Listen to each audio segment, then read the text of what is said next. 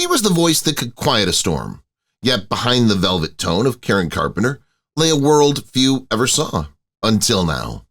In this rare glimpse into her most private moments, we uncover the unseen photographs that speak louder than any headline. From her meteoric rise with the Carpenters to the silent battles she fought offstage, Karen's story is no longer just about music. It's about resilience, heartbreak, and the cost of perfection. With fresh revelations from the acclaimed documentary Starving for Perfection and newly surfaced images that challenge everything we thought we knew, this is not just a tribute, it's a reckoning. You'll see Karen as never before, vulnerable, radiant, and achingly human. Stay with us as we journey through the untold chapters of a legend whose voice still echoes and whose truth is finally being heard. The Untold Life of Karen Carpenter. While in high school, Karen began studying drums as an alternative to other activities, and because she found the instrument compelling, in 1965, Karen joined Richard's group, initially the Richard Carpenter Trio. The duo, Karen and Richard, began performing locally, refining their sound of tight harmonies and melodic pop with a strong rhythm foundation, Karen on drums and vocals. In 1969, they signed with A&M Records when Karen was about 19 and released their debut album, Offering, which was later titled Ticket to Ride. At this stage, Karen's role was a dual drummer and vocalist, but as the commercial success began to build, the lead vocal role became more prominent. The transition from local performances to major label signing was a pivotal shift.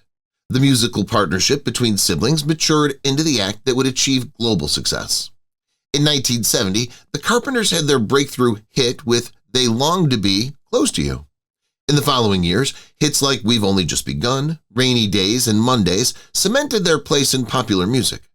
Although eventually she drummed less live and in the studio, in the early to mid-70s, she was still known for being a female drummer in a pop duo, relatively unusual in that era.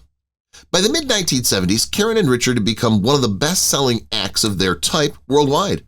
This period represented the apex of their commercial and artistic success, with Karen's voice becoming iconic, her role as frontwoman established, and the Carpenters' soft pop sound defining a generation. Karen Carpenter's hidden moments revealed.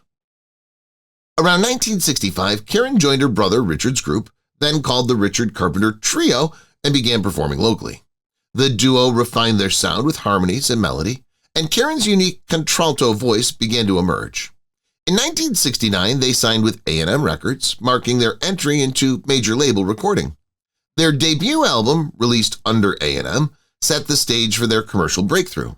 This shift from local performances to national recording signified not just a change in platform but also in identity, like Karen moving from drummer in a sibling band to front voice of a major act. In 1970, the duo scored their first major hit, They Long to Be Close to You, launching them into the mainstream. Between 1970 and 1975, they released multiple successful albums and singles. By 1975, Karen began facing serious health and personal issues with significant weight loss, exhaustion, and cancellation of tours. She developed an eating disorder and was later diagnosed with anorexia nervosa, though public understanding of this condition was limited at the time. In the late 1970s, while the Carpenters' formula remained successful, the duo's dynamic changed as Richard faced substance issues. Karen wrestled with her identity as an artist and her health. Between 1970 and 1980, Karen embarked on recording a solo album in New York, seeking to express herself outside the established Carpenters image. This phase reflects both ambition and vulnerability. The beautiful becomes tinged with the first cracks of the tragedy and public success masking private suffering. Karen Carpenter, rare photos you've never seen. For the solo album that Karen created between 1979 and 1980, she was the subject of a big photo shoot that was taken specifically for the album. A whole glam production was carried out during the session, which took place in New York and included hair, makeup, and other beauty services. The session included styling by Joe Tubens, styling coordination by Paul Posnick and Phyllis Posnick, hair, makeup, and full glam production, which took place in New York. There's a new artistic language that Karen Carpenter is attempting to convey through these solo album images, which are less frequently shared. One of the reasons why it's so uncommon is that the majority of images that Carpenter's taken are of the two of them together as a group. Another shot was taken at Roosevelt Park in 1973 when Karen and her brother Richard were leading a Carpenter team against a media squad in order to collect money for the Middlesex County Cancer Society. The photograph was taken at the same time. Images that show Karen performing as a singer and musician are quite numerous. However, images that show her participating in charitable softball or playing sports are far less common, and as a result are seen much less frequently. Secrets behind Karen Carpenter's smile. Karen once said, "The image we have would be impossible for Mickey Mouse to maintain. We're just normal people." This shows how keenly she felt the pressure of the public image. In another quote, "People never think of entertainers as human beings." This emphasizes that the bright smile on stage masks the normal human vulnerabilities. Her smile served as a shield, representing an outward affirmation of success, poise, and internalized expectations that concealed her feelings of being normal while being treated as ideal. Later, she admitted and said, "We spent an awful lot of time trying to achieve perfection as close as we can come." In the mid-1970s, Karen developed a serious eating disorder, anorexia nervosa, and the torment of self-criticism became intense. Her smile often ran counter to what she felt. Inside the studio, on stage, she was striving and adjusting, filtering. The visible, happy facade hid exhaustion, anxiety about image, and the relentless drive for perfection. Karen said, "I'm just afraid I'm going to miss it all, being married, being a mother." Though the world loved her singing, she often did several do-overs because it was never good enough for her. Just as her career was taking off, she thought she was getting ugly by gaining too much weight and went on frequent, severe dieting binges. Behind the smile was a longing for normalcy, like an uncomplicated life of love and home, which fame, touring, and image pressures kept at bay. Her outward smile said success, but inwardly she felt cut off from that desired simple life. Her smile became part of what people remember, not only the voice, not the songs, but the warmth and the seeming gentleness, but behind the story, behind that warmth, was textured with longing, struggle, and complexity. Karen Carpenter like you've never known her. Though widely remembered for her voice, Karen began as a drummer in high school, taking up the instrument partly to avoid gym class. Even after she became the frontwoman of the duo The Carpenters, she returned to the drums in key moments, like on the 1981 album Made in America, in which she played drums on When It's Gone, It's Just Gone. Her identity as a drummer may have contributed to internal tension, but the industry, fans, and marketers wanted the voice, while Karen remained rooted in the instrumentation. Offstage, Carpenter enjoyed simple, grounding pleasures. She was reportedly an avid baseball fan, especially the LA Dodgers, loved gardening, and had pets. Despite fame, she retained a homegirl vibe, living in Downey, California, with her family and maintaining a strong sibling bond with her brother, Richard. Why this matters is that the contrast between her global stardom and her low-key private life helps illustrate the fullness of her person, not just the polished stage image. It suggests that, for Karen, music didn't just bring fame, it grounded her. Her personal interests may have served as anchors amid the chaos of performance and industry pressure.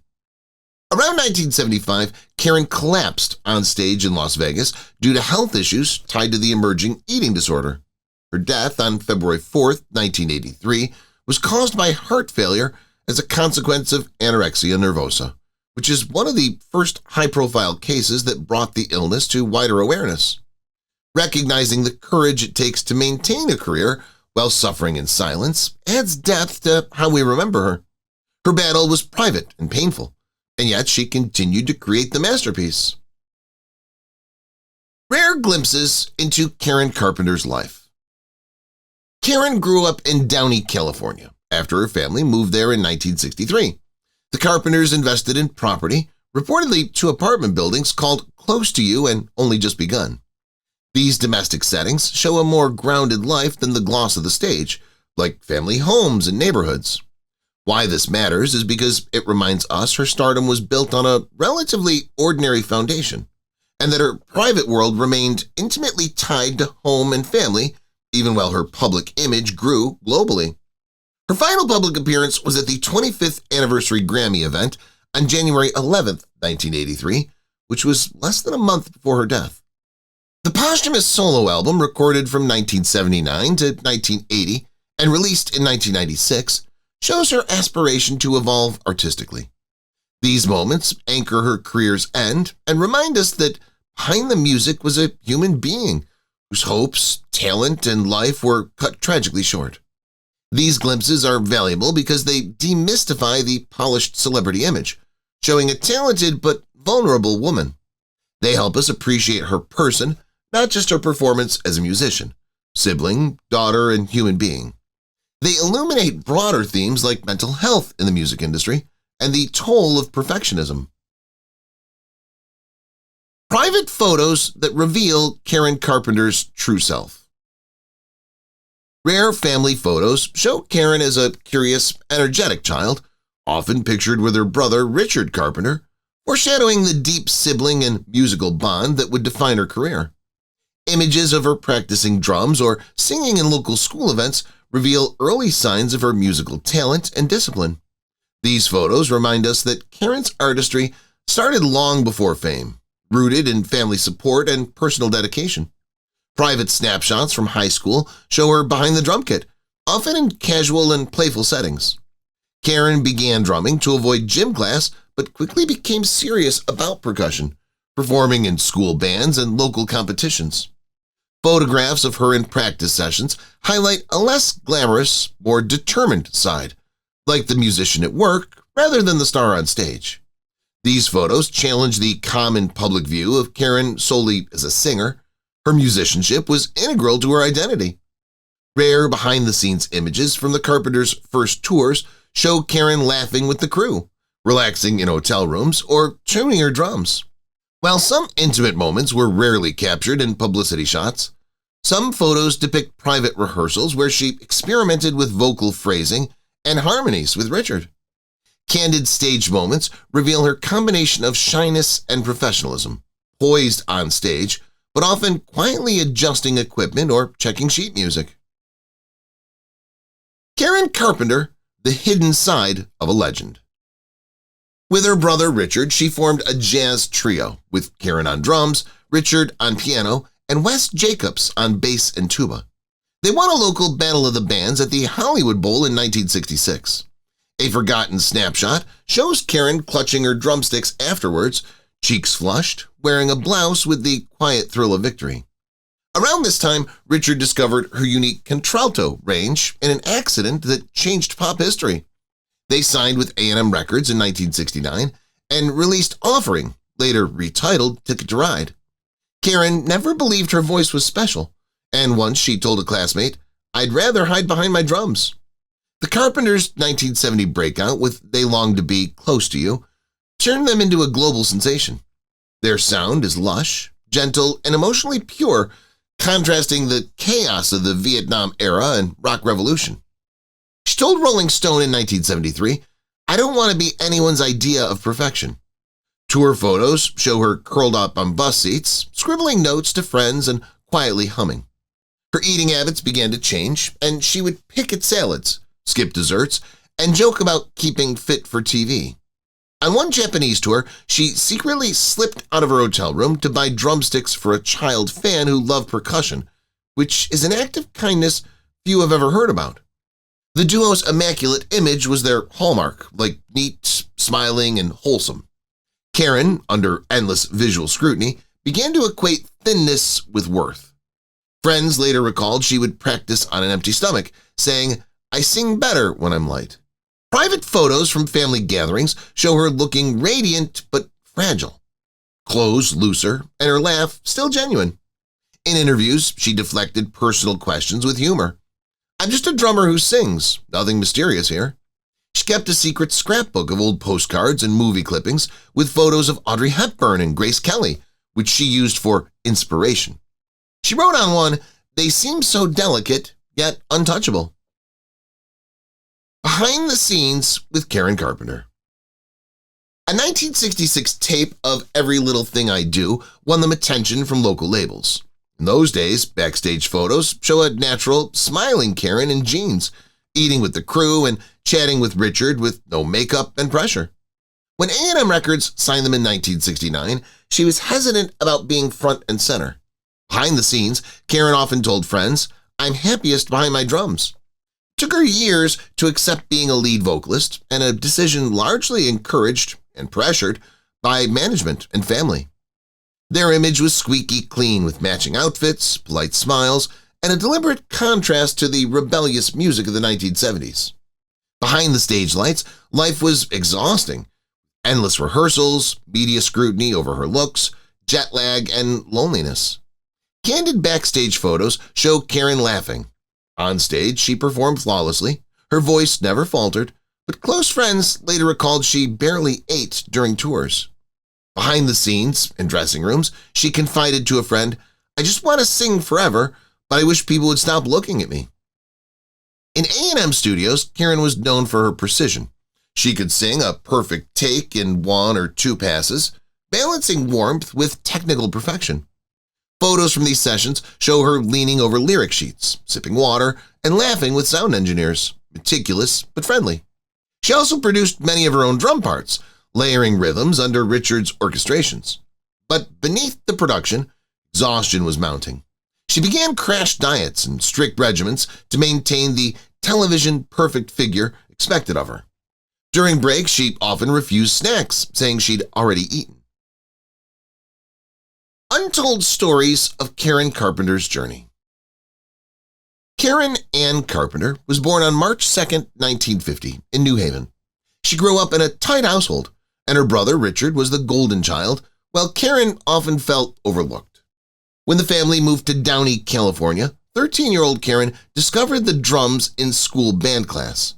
Practicing endlessly in her parents' garage, she found her identity in rhythm, not fame. She once told a classmate, "When I'm playing, nobody's judging me." Under the pressure of fame, Karen's need for control shifted from music to her body. She cut calories drastically, weighing herself several times a day. Richard later developed a prescription drug dependency, leaving her emotionally isolated. Karen wrote in her journal, "I can't fix anyone else, so I'll fix myself." She performed flawlessly despite stress, collapsing backstage at least once during her mid-70s tour. Her voice stayed angelic, but privately she was fading. The year she tried to become her own artist, wanting creative freedom, Karen moved to New York to record a solo album with producer Phil Ramone. Surrounded by top session musicians, she explored R&B and modern pop sounds, like finally feeling alive. Studio insiders recall her joking, dancing between takes, and eating normally again. She told Ramone, "This is the happiest I've ever been in the studio." When A&M executives and Richard rejected the album, calling it too different, she was heartbroken. She returned to Los Angeles feeling defeated. The album locked away until 1996. Karen married Tom Burris in August 1980, hoping to build a family. The relationship quickly deteriorated amid secrecy and betrayal. Friends said she wrote long letters she never sent. "If I can't make him happy, maybe I don't deserve it either." Her eating disorder worsened. Karen Carpenter, Heart and Mind. Karen meticulously managed rehearsals, personal appearances, and her health, reflecting an intense mind for detail. She kept private journals where she analyzed her feelings, career decisions, and relationships. Her writings reveal a person striving for inner harmony. "I want to be free of fear, but I don't know how." She exhibited profound self-awareness, but often harshly judged herself, showing the tension between her emotional heart and rational mind. In New York, Karen recorded a solo album with Phil Ramone. This period showcased her intellectual exploration, and she chose arrangements, rhythms, and lyrical themes herself. Ramone described her as excited and thoughtful, asking deep questions about phrasing, harmony, and emotion, finally thinking for herself. Her happiness was genuine, reflecting alignment between heart and mind. The interplay of heartache and mental resilience, Marriage to Tom Burris ended in heartbreak, particularly due to undisclosed infertility. Karen experienced grief, frustration, and disappointment, yet her mind continued to plan, dream, and reflect. She journaled about hope, saying, "Even when my heart aches, I will try to see the next day clearly." She worked on recovery from anorexia, demonstrating intellectual insight into her illness even when her body struggled. Karen entered a treatment program, regaining some weight and clarity. She envisioned future projects, combining her musical intellect with her emotional sensitivity. A friend recalled her saying, "I feel like I'm finally learning how to listen to myself." Tragically, despite these insights, years of physical and emotional strain culminated in her death on February 4th, 1983. Karen Carpenter, behind the spotlight. Between performances, Karen cherished small routines like cooking, reading, sketching, and casual walks. Behind the spotlight moment, she often wrote personal letters to fans, a habit revealing her empathy and humility. Friends recall her playful sense of humor and candid, unguarded moments while laughing and jokingly impersonating colleagues. Studio time offered her a rare sanctuary where she could focus on music without public eyes. Karen recorded a solo album in New York with Phil Ramone, exploring music on her own terms. For the first time, she directed her own musical choices, selected arrangements, and expressed personal taste freely. This experience brought joy, independence, and artistic satisfaction. Though A&M executives initially resisted the departure from the Carpenter's sound, this period revealed Karen's desire to be recognized for her individuality, not just for her voice. Friends described quiet eventing where Karen would reflect, write in diaries, or cook for herself with small acts of self-care in a life otherwise dominated by stress. Despite struggles, she maintained warmth and kindness, comforting others even while privately suffering. Karen sought treatment for anorexia nervosa and briefly regained health and optimism. Karen Carpenter with family. Karen had an older brother, Richard Carpenter, who would later become her musical partner. Her family was structured, loving, and musically inclined, as music was always part of home life. Karen often played piano while Richard practiced drums or arranged music. She also enjoyed ordinary family activities like baking with her mother, attending local events and family outings, and showing the simple joys that shaped her emotional grounding. Karen leaned on Richard for guidance and support. He encouraged her to develop her drumming and eventually her singing. Behind the scenes, their home served as a creative incubator with jam sessions, rehearsals, and shared musical experimentation. With hits like "Close to You," Karen became a household name. Pressure of fame was immense, but family remained a source of emotional support.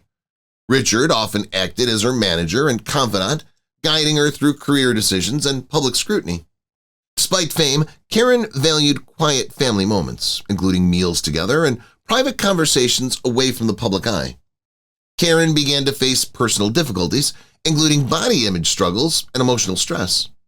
Richard and Agnes played key roles in providing support, helping her navigate medical appointments, therapy sessions, and day-to-day challenges.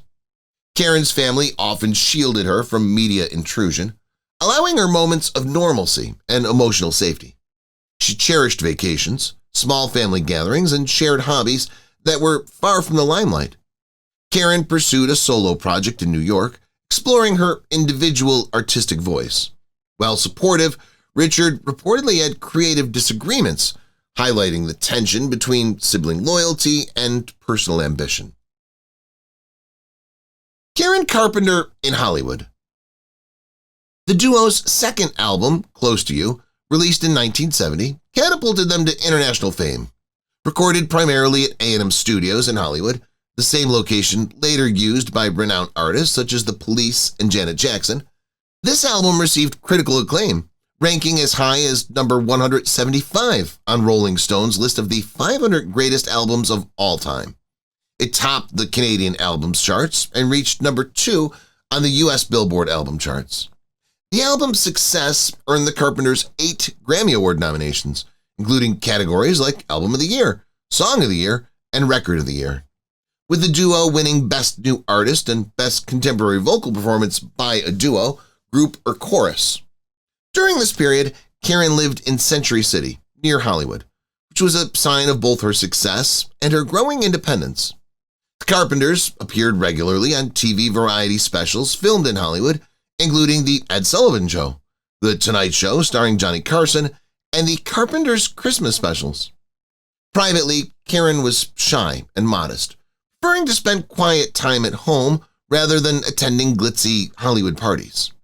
By 1975, Karen's fame in Hollywood was immense, and she was a regular guest at celebrity events, photo sessions, and studio sessions at A&M. But the intense spotlight took its toll. As photographers in Hollywood noted her weight loss, gossip magazines speculated about her health. The light that faded softly.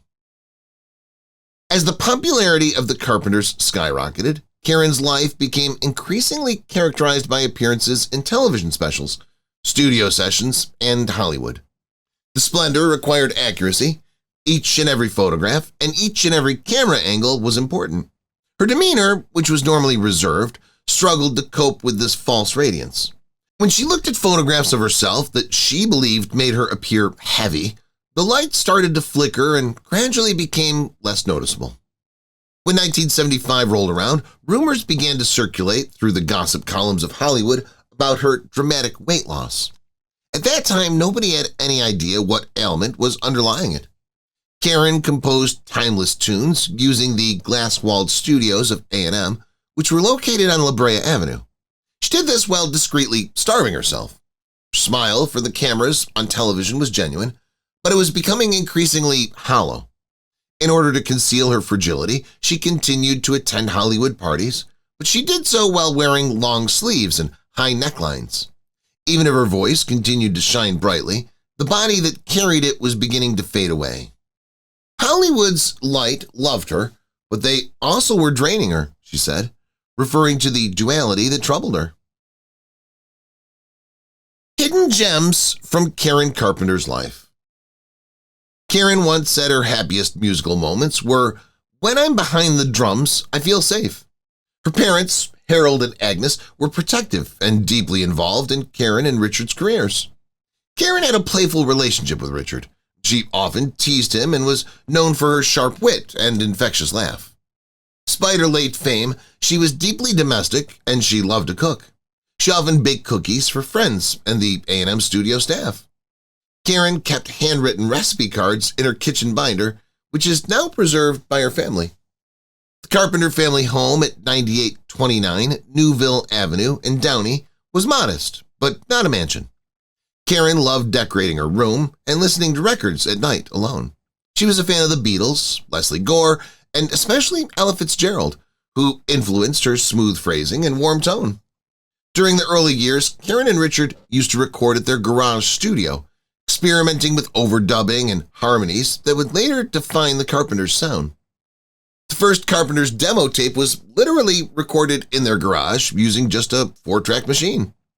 During some of her long tours, she would often call her parents every night, no matter where she was.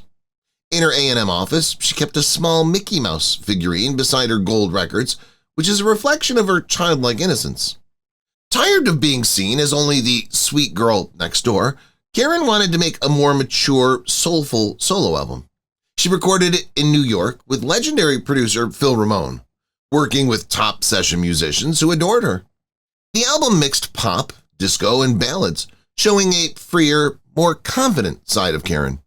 But A&M executives and her brother Richard didn't approve. It was shelved until 1996. Karen's solo album features the song If I Had You, which is one of the only tracks where she sounds truly liberated and playful. Karen Carpenter away from the spotlight. When the Carpenter family moved from New Haven to California, Karen was a teenager with shy, giggly, and unassuming behavior. Off-camera, she was a homebody who loved to watch TV shows like The Dick Van Dyke Show and I Love Lucy. She practiced drums in her garage for hours every day, often to her mother's dismay. Her joy came from rhythm, not the spotlight, and she once said, "I like to sing, but the drums are where I can hide." Even later, when fame came, she never lost the sense of wanting to feel normal and safe, which was something she found in music and family routines. When the Carpenters signed with A&M Records, Karen suddenly became a public figure. Yet off-camera, her personality remained down to earth. Between performances, she'd sit on the studio floor eating popcorn and joking with sound engineers. She had a habit of writing little thank you notes to crew members after long recording sessions. She also loved bowling and collecting Disney memorabilia. Her room was full of Mickey Mouse figurines. Friends said that when cameras were off, Karen was the least diva-like star in Hollywood who was kind to everyone, even studio janitors. Karen Carpenter, Most Private Photos You Must See, An Untold Story. Her solo album Photo Shoot in 1980 is one of the rarer visual moments. These images show her away from usual stage lighting with a relaxed, casual wardrobe and exploring a new artistic self-image. They hint at her musical ambition and independence, which often get overshadowed by her duo fame. Private photos at home, in the garage studio with her brother, or relaxing away from cameras illuminate her roots and early musical life. They show her not as a big star, but as a young woman with family ties, practice sessions, giggles, and a normal life, which often contrasts sharply with her later image. Karen's ambition to record a solo album away from the Carpenters is often underemphasized. Private photos from that era capture her in a new light. Karen Carpenter passed away on the 4th of February 1983. Although she died, her legacy still continues to inspire many today. Thanks for watching Past Paradise, where Hollywood legends come home. If you enjoyed today's look into today's topic, Karen Carpenter, Most Private Photos You Must See, An Untold Story, don't forget to like, subscribe, and hit that bell. Got a star or story you want next? Drop it in the comments.